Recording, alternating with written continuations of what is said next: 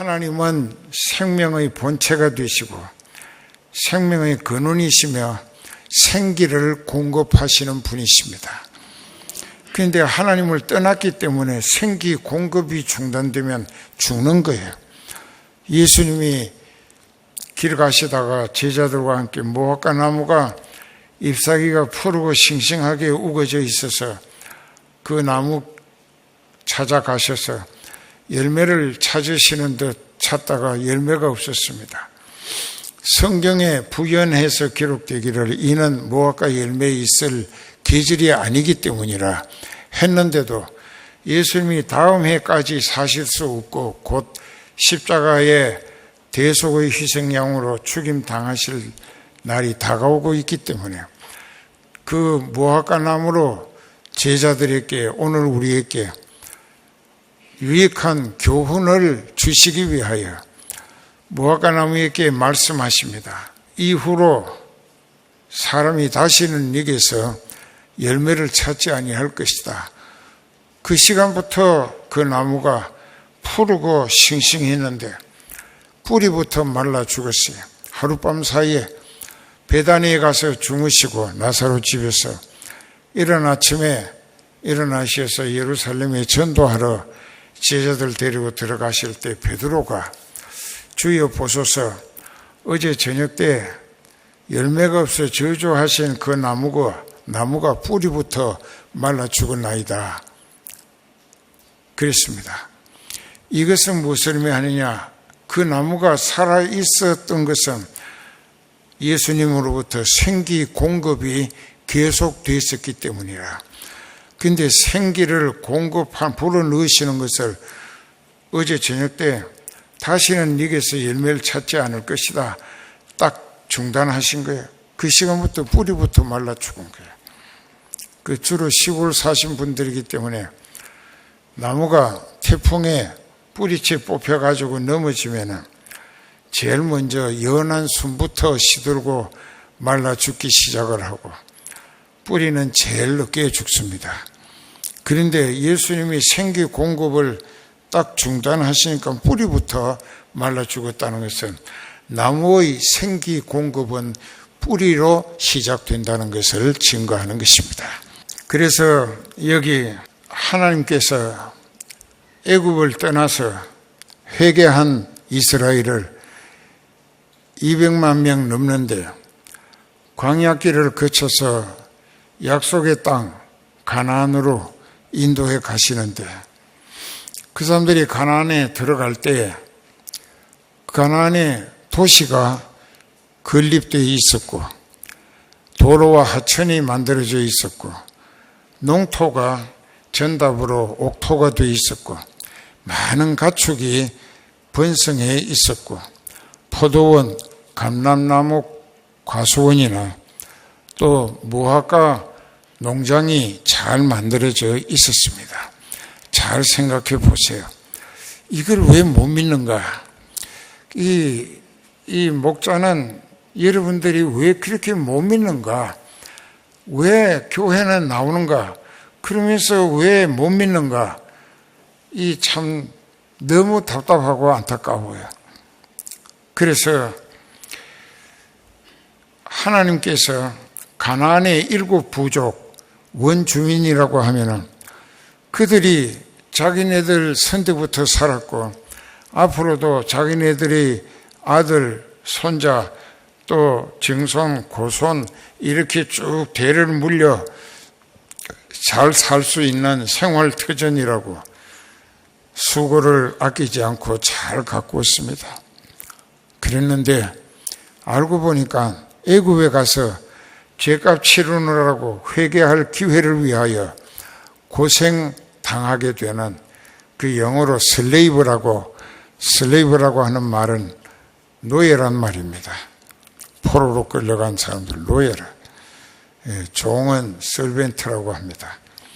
그렇게 해서 거기에 가서 참 호적도 사른 대접도 못 받고 비참하게 지내는 이스라엘이 회개하니까 자기 백성으로 하나님과의 관계가 회복됐다 이게.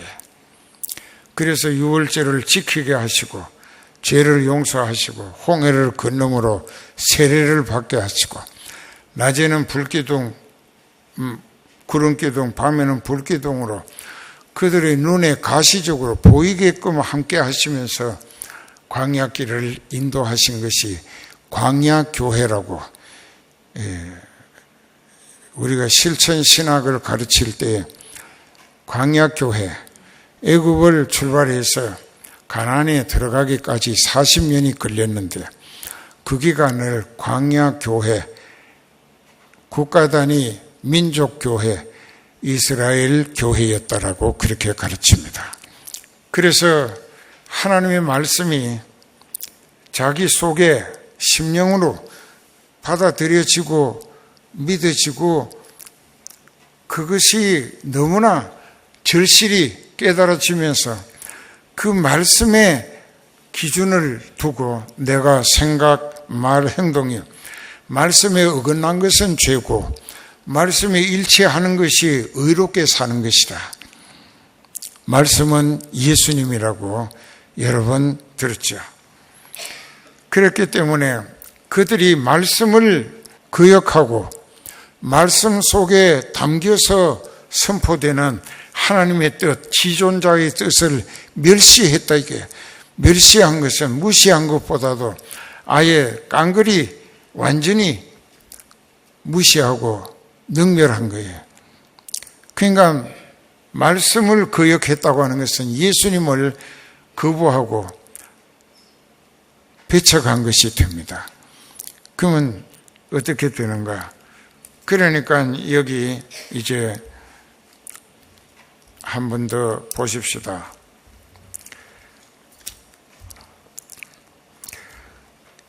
10절부터 보면은 사람이 흑암과 사망의 그늘에 앉으며, 흑암이 뭐냐? 아주 새카맣게 어두운 것을 흑암이라고, 캄캄한 것. 그것은 깊은 절망을 의미하는 것이고, 사망의 그늘에 앉는다고 하는 것은 죽을 지경에 밀려가고 있다. 곧 죽음으로 밀려가고 있다는 이야기입니다. 그리고 이제 그 다음에 또 곤고는 곤란할 곤자, 괴로울 고자예요. 곤고. 이 나무 목자를 영어로 프레임이라고 하는 것을 나무로 갖다가 완전히 이렇게 막아버리면 그 나무는 죽습니다. 그러니까 곤란해지는 거예요. 곤고할 곤자예요. 그리고 괴로울 고자예요. 그러니까 풀초차 밑에 옛고자 쓰면 괴로울 고자가 됩니다.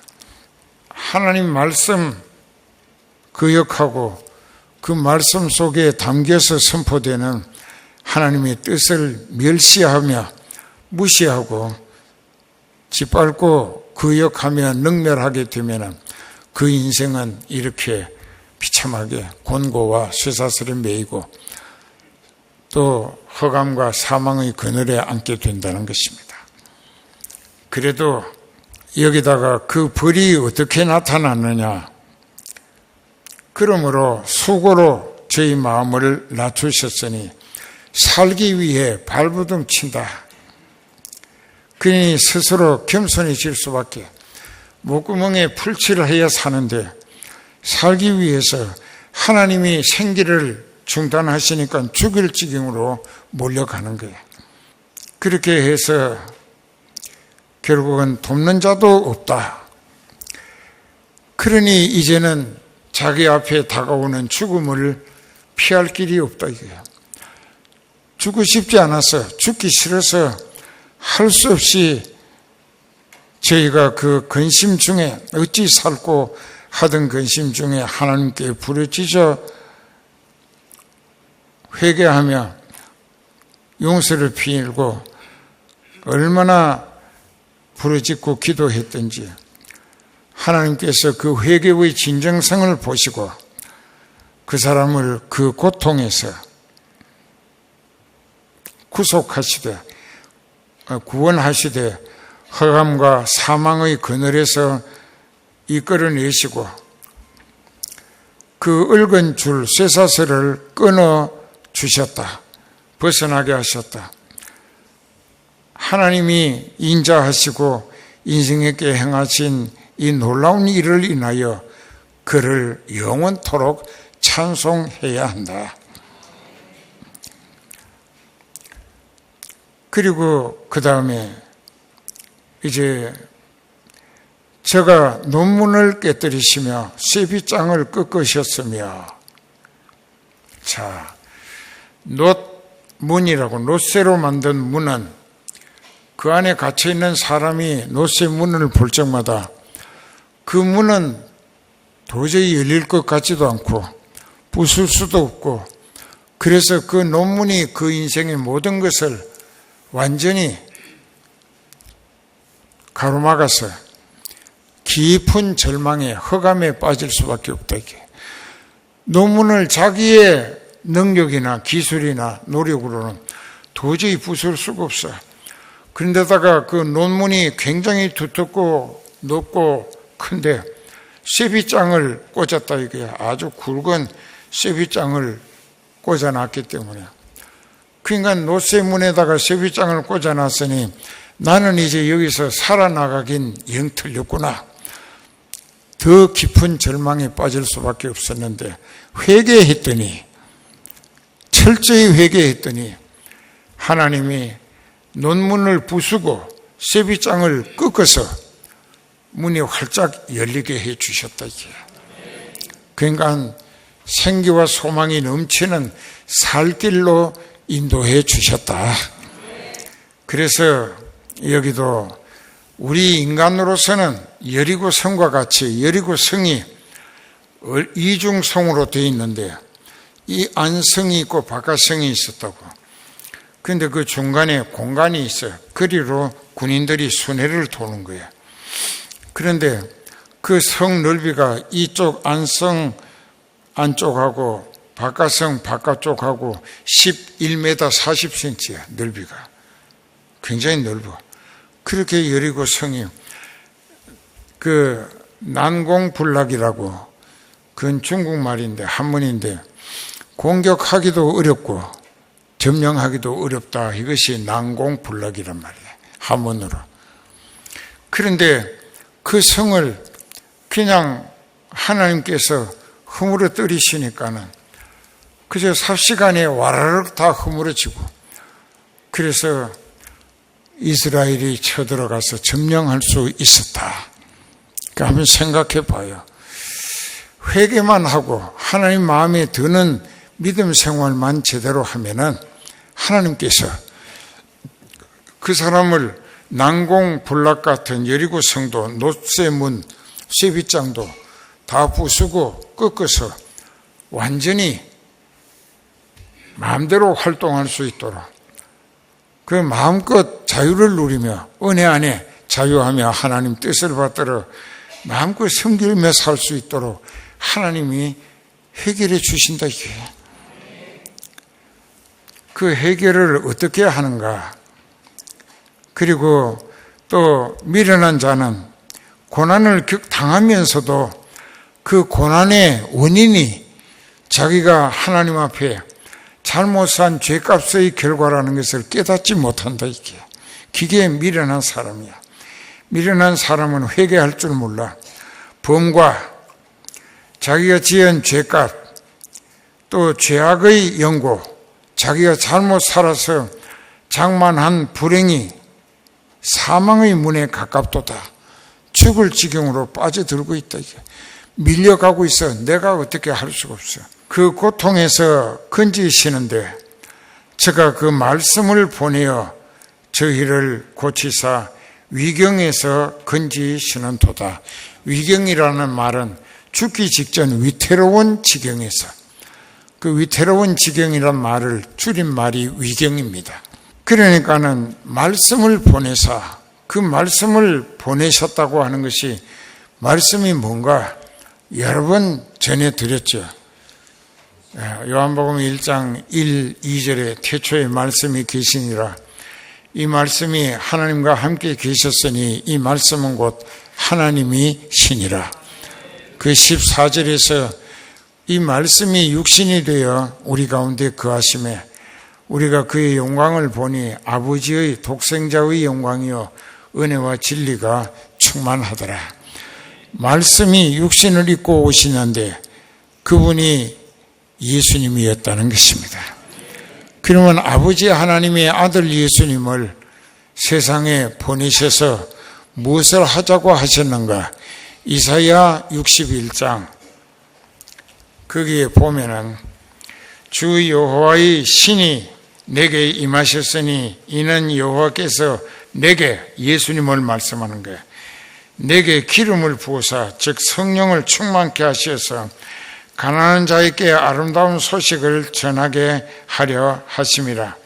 나를 보내사 마음이 상한 자를 고치며 포로된 자에게 자유를, 갇힌 자에게 노임을 전파하며 여호와의 은혜의 해와 우리의 하나님 신혼의 날을 전파하여 모든 슬픈 자를 위로하되 무릇 시온에서 즉 교회 다니며 슬퍼하는 자에게 화관을 주어 그 죄를 대신하며 휘락의 기름으로 즉 성령으로 그 슬픔을 대신하며 찬송의 옷으로 그 근심을 대신하시고 그들로 의의 나무 곧 여호와의 심으신 그 영광을 나타낼 자라 일컬음을 얻게 하려 하심이니라.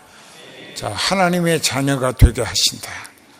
예수님이 오셔서 성령이 충만해 가지고 모든 회개하는 심령들의 현실적 상황을 해결해 주시고 회복시켜 주시고 병들어 죽어가면 치료해 주시고 또 인권이 필요하면 자유인이 되게 하시고 또 필요한 물질도 넉넉히 주시어서 하나님이 그렇게 쓰신다 이게. 그런데 마태복음 11장에 예수께서 12 제자에게 명하시기를 마치시고 이에 저희 여러 동네에서 가르치시며 전도하시려고 그 길을 떠나 가시니라. 요한이 옥에 갇혀서 그리스도의 하신 일을 듣고 제자들을 보내어 예수께 여짜오되 오실 그의 즉 메시아 그리스도가 당신입니까? 우리가 다른 일을 기다리오리까? 예수님 4절부터 대답을 하십니다. 예수께서 대답하여 가라사대 너희가 가서 듣고 보는 것을 요한에게 고하되 소경이 보고 안진뱅이가 걷고 병이가 깨끗함을 받고 귀머거리가 듣고 죽은 자가 살아나며 가난한 자에게 복음이 전파된다 하라. 누구든지 나를 인하여 실족하지 아니하는 자는 복이 있도다라고 말씀하셨는데 이사야 61장 1절 이하의 말씀이 여기 마태 11장 4절부터 예수님이 자기가 하시는 일을 요한에게 가서 일러주라고 말씀하신 내용과 똑같다 이게요. 그러니까 제가 말씀을 보내사 한 것은 예수님을 보내사. 그 우리는 말씀을 생각할 때 말씀이 예수님이다 이게. 그래서 설교 듣는 시간이 졸거나 딴짓하는 사람은 참 미련한 사람이 어리석은 사람이 정신 바짝 차리고 그리고 30분 전에 11시 예배면 10시 반까지 와서 자기 자리에 앉아서 기도하면서 회개하고 오늘도 주실 말씀을 받아들이기 위한 준비의 만전을 기하는 기도가 있어야 되는데요. 시작하기 1분, 2분 전에 집에서 텔레비 보다가 딴짓하다가 시계 봐가면서 시간을 아무 의미 없는 것에 허비하고 시간 딱 되면 온다 이게. 그러면 목자가 보기에도 한숨이 나와. 저런 믿음 가지고 무슨 소망이 있겠나. 예수님이 얼마나 실망하실까. 성령이 얼마나 탄식하실까. 그래. 그러니까는 우리는 교회 다니는 목적은 말씀을 사모하고 그 설교 들을 때 말씀이 내 마음속에 더 많이 채워지도록 아멘 아멘 하고 받아들이고 기억해야 돼. 그리고 돌아가면서 내가 서둘러 이 말씀을 순종하고 복종하며 실천하는 믿음 생활을 하리라. 그래서 실천까지 해야 그 말씀이 그 사람을 살리고 성공하게 하신다는 것입니다. 그 말씀을 보내사 위태로운 지경에서 하나님은 회개만 하면 건져서 살리신다.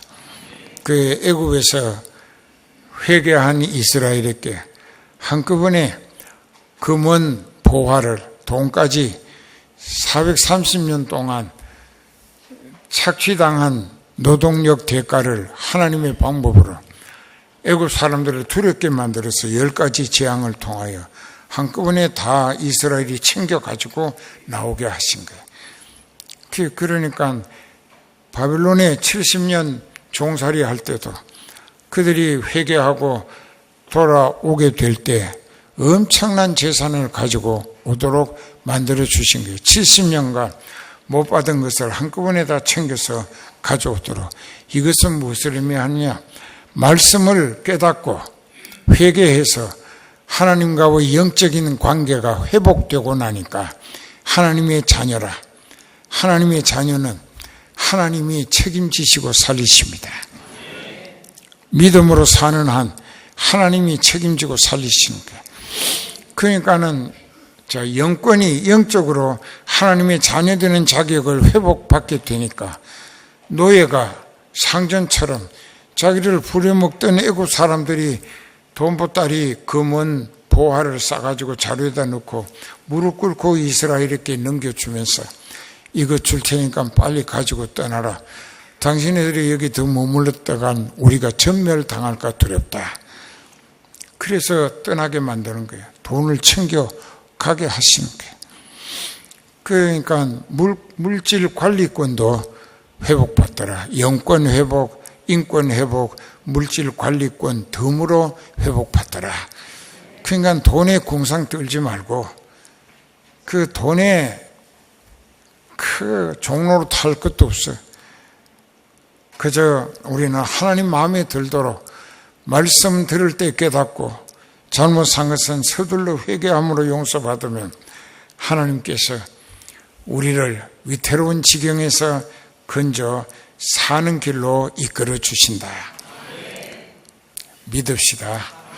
그것이 어떻게 되느냐? 가나안 땅에 40년 만에 들어갔었는데 아까 처음에 말씀드렸지. 거기에 완전히 도시도 건설되어 있고 도로 하천도 정비되어 있고 그 전답이 옥토로 가꾸어져 있고 막 보리 밀이 아주 풍년을 이루었고 그리고 가축이 양이나 소나 염소나 그 외에도 닭이나 뭐 낙타도 있고 말도 있고 엄청나게 번성했고 또 포도원 또 감람원 또 그 외에도 이제 하나님께서 무화과 나무 농장까지 만들어서 아주 거기는 가면 알몬드라고 살구 비슷한데 그 알몬드 농장이 많이 있습니다. 이스라엘에. 근데 거기 원주민들은 자기들 잘 살고 후대 잘 살게 물려주자고 했는데 주인은 애굽에서 회개하고 광야를 오고 있는 이스라엘 사람들의 몫으로 하나님이 넘겨주셨다고. 하나님이 기뻐하시는 자에게는 지혜와 지식과 희락을 주시나 죄인에게는 노고를 주시고 저로 모아 쌓게 하사 하나님을 기뻐하는 자에게 주게 하시나니 이것도 헛되어 바람을 잡으려는 것이로다. 자, 이렇게 말씀 예수님을 보내셔서 우리를 위태로운 지경에서 살려내시고 하늘나라에서 영원히 살게 하시는 하나님 진짜 믿읍시다.